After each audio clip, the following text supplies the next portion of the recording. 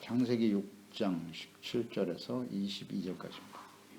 6장 17절 22절 읽습니다. 내가 홍수를 땅에 일으켜 무릇 생명의 기운이 있는 모든 육체를 천하에서 멸절하리니 땅에 있는 것들이 다 죽으리라.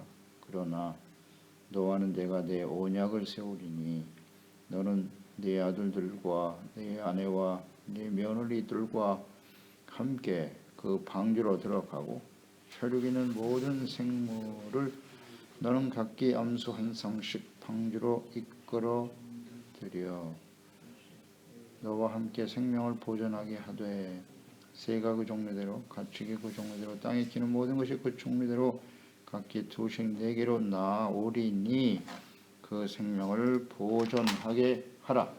너는 먹을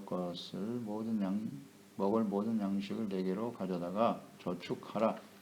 이것이 너와 그들의 먹을 것이 되리라. 노아가 그와 같이 하여 하나님이 자기에게 명하신 대로 다 준행하였더라. 구원의 언약을 세우신 하나님. 구원의 언약과 순종, 이렇게 제목을 붙여줄 것 같습니다. 패역하고 돌이키지 않는 세상, 모든 사람들을 멸하시기로 작정하신 하나님, 물로 쓸어버리실 것이다 말씀하셨죠. 그러나 그 시대에 당대의 의인이요 은혜 받은 자요 완전한 자로 인정받은 노아에게 이 하나님의 계획과 뜻을 말씀하시고 구원받을 수 있는 길을 제시하셨다. 이게 바로 방주를 만들라 말씀하신 것이죠. 그러니까 하나님의 심판에는 반드시 사랑과 긍휼도 포함되어 있다. 충분히 또 시간도 주신다. 이건 뭐 변함없는 하나님의 뜻이에요. 이미 창세기에 그러한 하나님의 속성, 하나님의 뜻, 하나님의 마음이 그대로 녹아 있습니다. 방주를 지어라. 마지막 심판. 이것은 구원의 길은 오직 예수 그리스도 뿐임을 또 우리에게 아주 상징적인 예표로 보여주시는 거죠. 이 방주는 오늘날 예수 그리스도다. 그리스도 안에서 주님과 함께 동행하며 살아가는 사람들. 이 배가 어떤 규모인가도 우리가 살펴보았고요.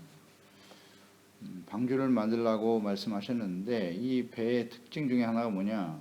추진력이 없다는 거예요. 추진력.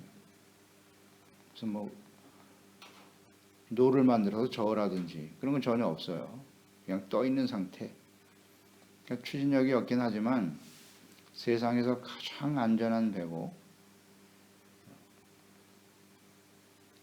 완벽한 구원의 처소가 되더라. 왜냐하면 하나님께서 그 배를 설계하셨고 하나님이 또 만들게 하셨고 하나님이 친히 운행하시기 때문이에요. 이렇게 하나님의 말씀대로 하나님의 계획과 뜻하신 바대로 살아가는 것이 가장 안전한 인생입니다. 안전한 인생이에요. 세상에는 홍수가 쏟아져서 수많은 사람들이 멸망으로 가는 참 두려운 상황이 벌어지지만 방주 안에 있으면 하나님 안에 주님의 말씀하신 바대로 주님의 사랑 안에 거하면 가장 안전한 인생이 되는 것이죠. 우리 인생을 한번 묵상해 보세요. 묵상해 보세요. 우리는 안전하고 가장 확실한 인생을 살고 있는가요? 17절에 홍수를 땅에 일으켜 생명의 기운이 있는 모든 육체를 천하에서 멸절하여 다 죽으리라. 이 말씀을 묵상하면서 이렇게 모든 사람들을 다 죽이신단 말이죠. 이건 하나님의 사랑의 속성과 모순된 것 아닌가? 하나님은 사랑의 하나님이신데 어찌 이렇게 모든 사람을 다 죽이시뇨? 이건 하나님의 사랑이 아닌 거 아니야? 이렇게 생각할 수도 있겠죠. 그러니까 사람과 모든 피조물을 창조하신 분이 하나님이세요. 근데 하나님을 떠나서 모든 생각과 계획이 항상 악한 사람들을 보시면서 사람 지으심을 한탄하셨다 이렇게 말씀하셨거든요. 원래 사람들을 이런 모습으로 창조하신 건 아니었다. 보시기에 좋았더라 이렇게 만드셨는데요. 그러니까 그들이 하나님께 돌아오도록 하나님은 충분한 시간을 주셨다. 언제나 그래요. 갑자기 무슨 예고도 없이 심판하시는 그런 하나님 아니십니다. 기회를 충분히 주셨다. 무엇으로 알 수 있느냐? 에녹은 300년 동안 하나님과 동행했다 그랬어요. 그러면 에녹이 300년 동안 하나님과 동행했다는 것은 경건한 삶을 살면서 하나님의 말씀을 듣고 하나님의 뜻을 깨닫고 전하고 증거하는 일에 힘썼을까요? 안 했을까요? 맨날 하나님과 동행하면서 기도만 하고 있었을까요? 아니요. 에녹을 통해서 충분히 전했어요. 하나님의 뜻을. 그 다음 아들 무드셀라가 가장 오래 살았어요. 969세를 사는 동안. 무드셀라가 언제 죽었냐면 노아 시대에 배를 다 짓고 비가 쏟아지기 전에 죽었어요. 무드셀라의 이름의 뜻이 뭐다? 그가 죽으면 심판이 온다. 그러니까 무드셀라가 살아있는 동안 심판이 임할 것이라는 것을 충분히 전했습니다. 마지막 비가 쏟아질 때까지. 이게 하나님의 뜻 아닌가요? 하나님의 사랑 아닌가요? 그런데 하나님이 사랑이 없으시다고요? 그렇지 않아요. 비가 쏟아질 때까지 노아의 가족들과 그 방주 안에 들어갔던 동물들 외에는 아무도 그 방주에 들어가지 않았어요. 그 정도로 사람들은 패역했다. 노아를 통해서 방주를 짓는 기간 동안 그 당시 악한 사람들의 연한을 120년으로 정하시고 120년 후에는 너희들은 다 멸절당할 거야. 충분히 기회를 주셨다는 얘기예요. 돌아오지 않았다는 거죠. 그러면 하나님의 공의가 작동된다. 이게 하나님의 변함없는 뜻이에요. 창세기에 나타난 하나님의 뜻이 모든 인류의 역사에 이스라엘 또 예수 그리스도 안에서 구원받은 우리 모든 그리스도인들의 삶에 그대로 적용되는 겁니다. 그대로 적용돼요. 이게 하나님의 속성이에요. 성경을 보세요. 이 말씀대로 됐지요. 그러니까 하나님께서 돌아오라고 충분한 기회를 주시고 증거하셨지만 이것을 저버린 사람들은 더 이상 존재할 가치가 없다. 이것이 노아 시대에 인간을 향하신 사람들을 향한 하나님의 뜻이에요. 죄악 가운데서 돌이키지 않으면 존재할 의미가 없다. 이건 정말 명심해야 됩니다. 잊지 말고 명심해야 됩니다.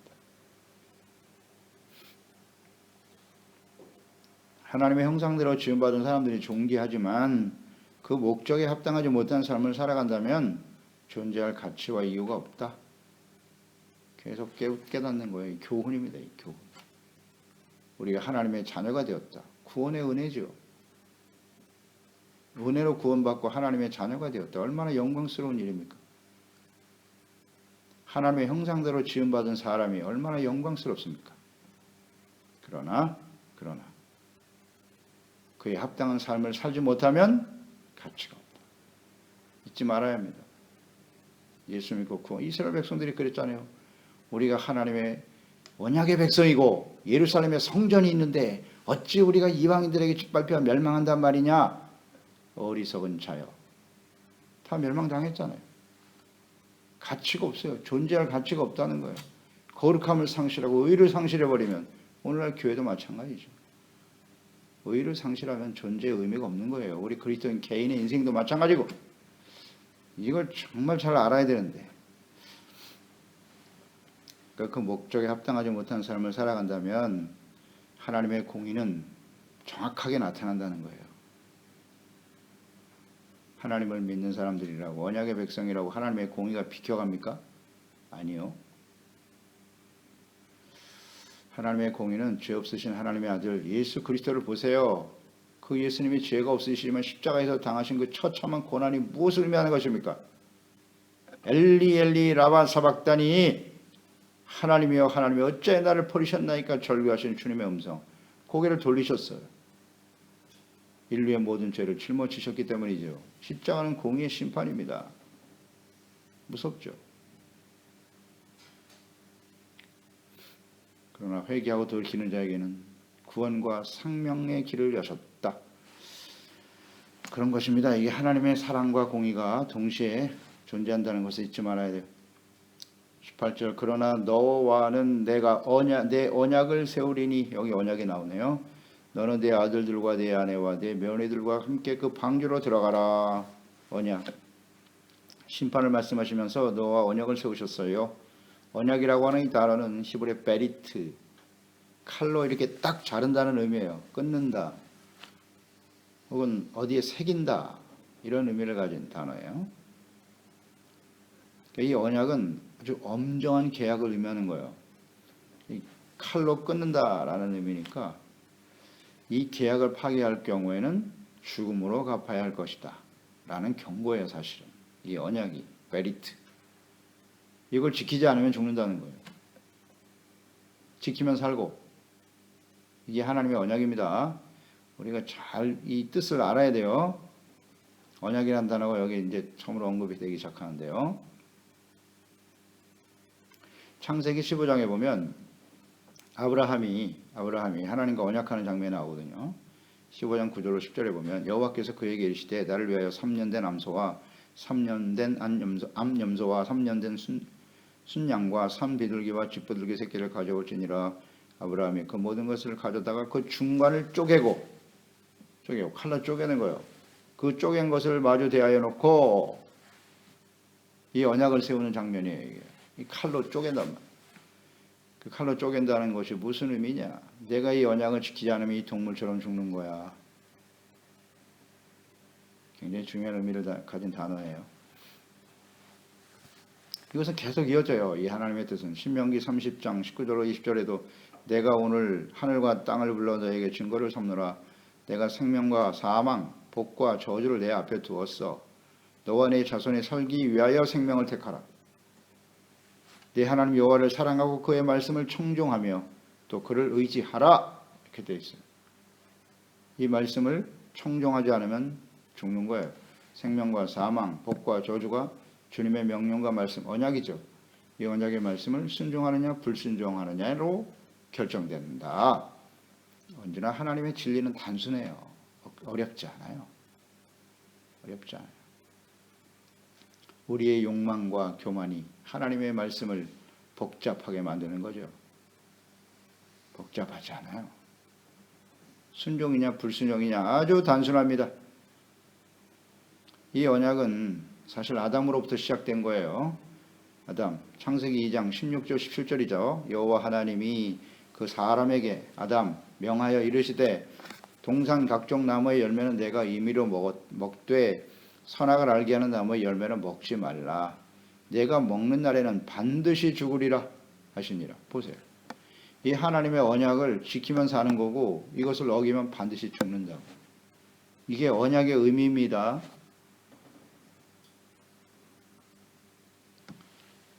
노아와도 이런 언약을 맺으신 거예요. 내가 내 말을 듣고 이 방주를 지으면 내가 살지만 네가 이 언약을 어기고 그 방주 안에 너도 역시 들어가지 않으면 사망이죠. 사망입니다. 이 언약은 아브라함으로 이어지죠. 아브라함과의 언약. 또 율법을 주심으로써 모세와 이 언약이 확인되고 구체화됐죠. 그 다음 이어서 다윗으로 이어지죠. 이 언약은 다윗과의 언약이에요. 그 언약이 북이스라엘은 멸망의 길을 가고 그래도 유다를 통해서 계승되다가 결국 언약을 어긴 하나님의 백성들은 바벨론에 의해서 멸망으로 끝나죠. 그러나 다시 하나님이 회복할 수 있는 기회를 주셨고 마지막으로 오실 예수 그리스도를 통해서 이 언약이 이루어지는 거예요. 이 언약의 의미의 흐름을 잘 보세요. 언약. 그래서 이 언약이 어떻게 이어지느냐? 예수님을 보내셔서 이루셨는데 요한복음 3장 16절 18절이잖아요. 하나님이 세상을 이처럼 사랑하사 독생을 주셨다. 이는 그를 믿는 자마다 멸망치 않고 영생을 얻게 하려 하심이니라. 하나님이 그 아들을 세상에 보내신 것을 세상을 심판하려 하심이 아니요 그로 말미암아 세상의 구원을 받게 하려 하심이라. 그를 믿는 자는 심판을 받지 아니하는 것이요 믿지 아니하는 자는 하나님의 독생자의 이름을 믿지 아니함으로 벌써 심판을 받은 것이니라. 이렇게 되어 있잖아요.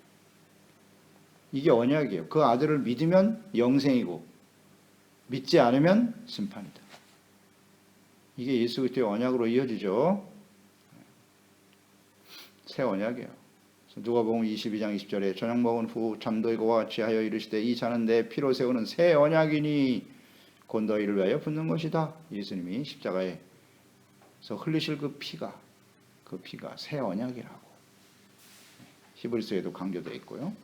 그래서 이 언약이라고 하는 단어가 순종하면 구원이고 불순종하면 죽는 거예요. 이 언약의 의미를 잘 이해해야 합니다. 이 사랑과 공의가 동시에 들어있는 거예요. 이 언약 속에는.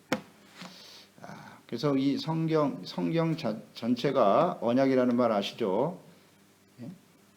성경이 언약입니다. 테스타멘토입니다. 안티고 테스타멘토 구약, 누에바 테스타멘토 신약.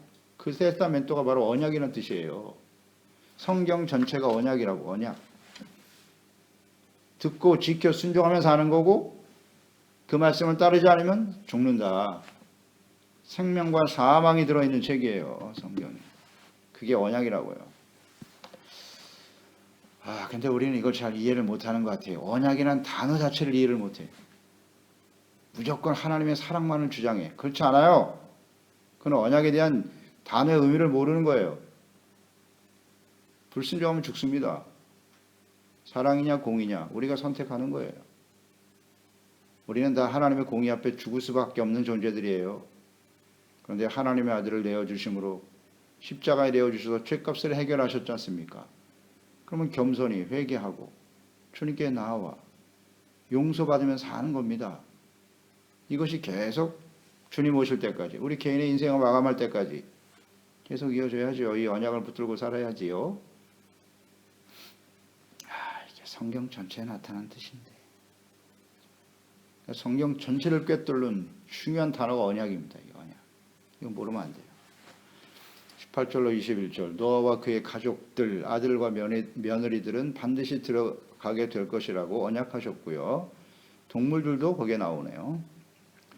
그 동물들의 모습을 보니까 그 종류대로 각기 둘씩 네개로 낳아오리니 그 생명을 보존하게 하라. 보세요. 동물들은 노아의 가족들은 들어갔어요. 나머지 사람들은 관심도 없고 그 전까지 시집가고 장가가고 먹고 마시고 즐겼대잖아요. 종류대로 각기 둘씩 네개로 낳아오리니 그러니까 동물들이 종류대로 나올 것이다 라고 말씀하셨네요. 그러니까 이 노아와 그의 가족들이 동물들을 찾기 위해서 잡기 위해 돌아다니는 그런 과정이 아니에요. 하나님이 보내신다잖아요. 방주로. 그랬더니 이 동물들은 그대로 나아가는 거예요. 순종하는 모습이 보이지 않아요? 동물들은 순종하는데 사람들은 순종 안 해. 하나님이 보내준다고. 하나님이 나아오리니 내가 보낼 거야. 하나님만 하실 수 있는 거죠. 그 모든 동물의 종류를 사람이 어떻게 다 합니까? 하나님이 하시잖아요. 21절에 너는 먹는 모든 양식을 네개로 가져다가 먹을 양식이네요. 먹을 모든 양식을 가져다가 저축하라고 하셨어요. 이것이 너와 그들의 먹을 것이 되리라. 방주 안에서 거의 1년 가까이 체류하게 되는데 1년 동안 먹을 양식을 미리 준비하게 하셨구나. 하나님은 정확하신 분이죠. 그 모든 동물들과 노아의 가족들이 먹을 수 있는 양식을 주셨다. 저축하라. 배가 워낙 큰 배니까요. 충분히 가능했을 것이라 보여집니다. 2만 톤 규모의 배였어요. 이처럼 하나님께서는 모든 계획과 구체적인 실천 방안까지 노아에게 지시하셨어요. 배를 만드시는 것도 그렇고 설계, 도면, 건축할 수 있는 방법, 구체적인 모습 다 말씀하셨네요. 그러니까 이 방주 안에 있으면 살 수 있도록 하나님께서 보존하실 것이다. 방주 안에만 들어가면 사는 것. 이분이 하나님이세요. 그러니까 오늘도 예수 그리스도 안에 하나님의 진리의 말씀 안에 성령님의 인도하심 안에 하심 속에서 주님의 말씀에 순종하는 그 삶을 지켜간다면 지금 노아는 이 상태에서 앞으로 이 땅에 홍수가 쏟아지고 그 이후의 삶을 어떻게 해야 할지 노아는 몰라요. 그러나 하나님은 다 알고 계시죠. 주님의 말씀대로만 하면 돼요. 그러면 다 지켜주신다고. 오늘 우리의 인생 다시 한번 강조됩니다.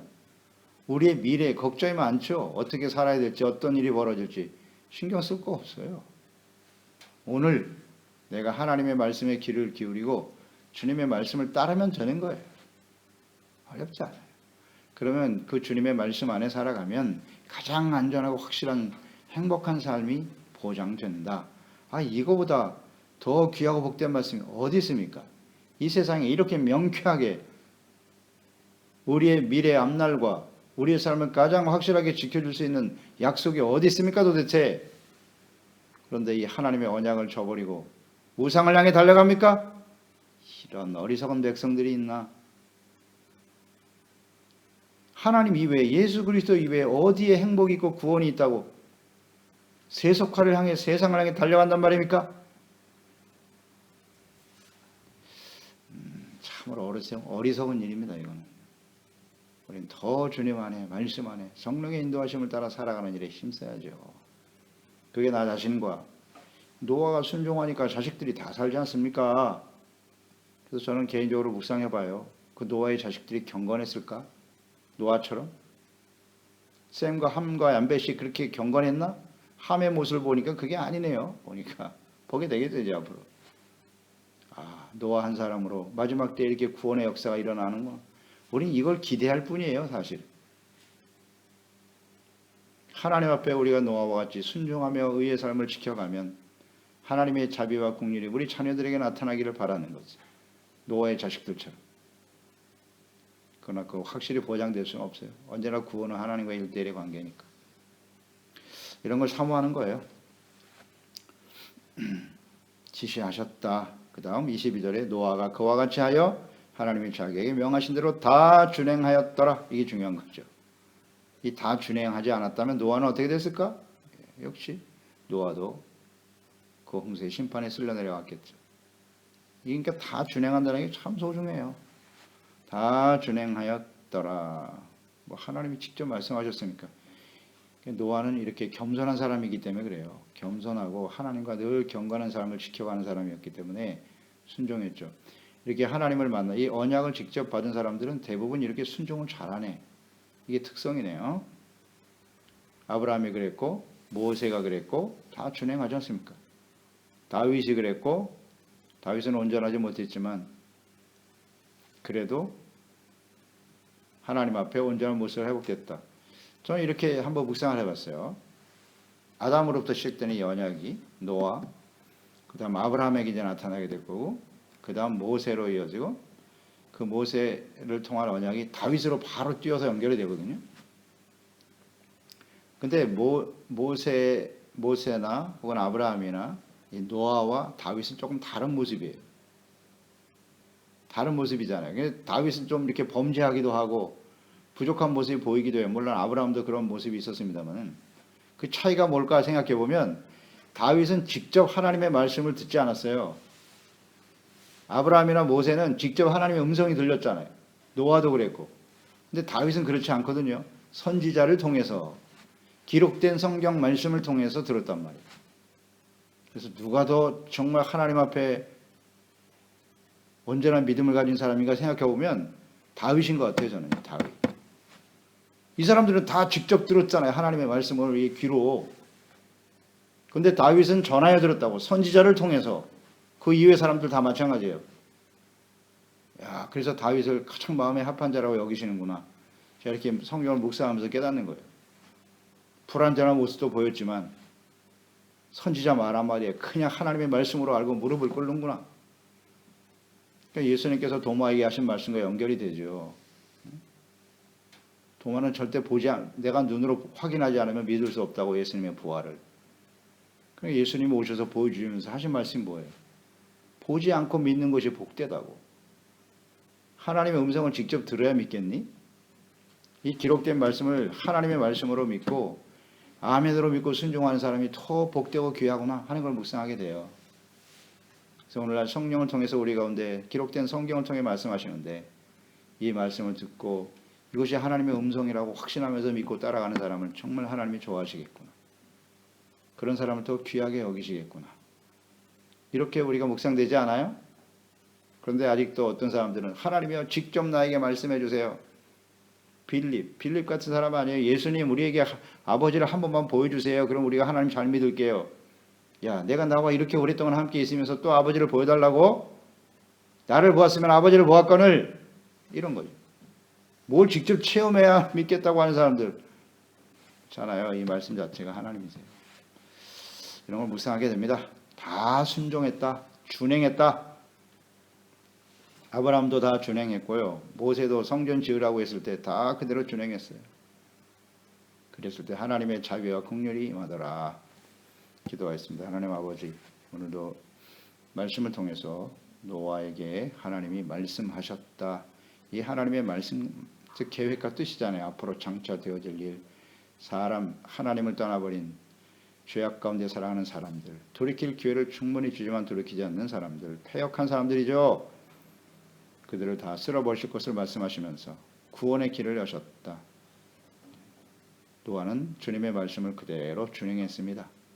순종하여 방주를 짓고 구원의 길을 이를 위해서 준비되게 하셨다. 이렇게 하나님 앞에 우리가 음성을 들을 수 있다는 게 이게 복입니다. 또 중요한 건 언약이잖아요. 하나님의 언약을 세웠다. 그 언약은 생명과 사망입니다. 믿고 순종하면 사는 거고 불순종하면 사망이 찾아오는 엄중한 약속이죠. 사실 이것이 하나님의 택한 백성들에게 맹맥히 이어지는 거예요.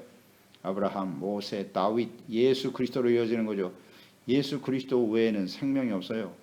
이 예수 그리스도를 믿고 받아들이면 사는 거고 영생이고 그렇지 않으면 심판, 멸망입니다. 그러므로 우리는 마지막 순간까지 오직 예수 그리스도 살아계신 하나님의 아들을 믿고 순종하고 의와 거룩함을 지켜가는 하나님의 자녀 백성들, 우리 소중한 가족들, 자녀들이 되게 해주셔서 주님 오시는 날 혹은 우리가 개인적으로 인생을 마감하는 그날에 하나님의 생명에 거할 수 있게 하소서. 예수님의 이름으로 기도드리옵나이다. 아멘.